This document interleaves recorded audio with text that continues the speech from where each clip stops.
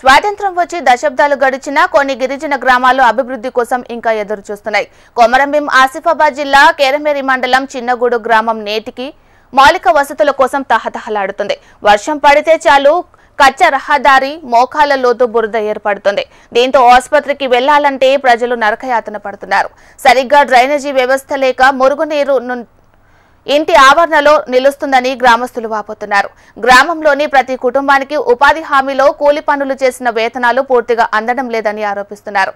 దళారులు పంచుకుంటున్నారని గ్రామస్తులు వాపోతున్నారు. అధికారులు స్పందించి తమ సమస్యలను పరిష్కరించాలని కోరుతున్నారు.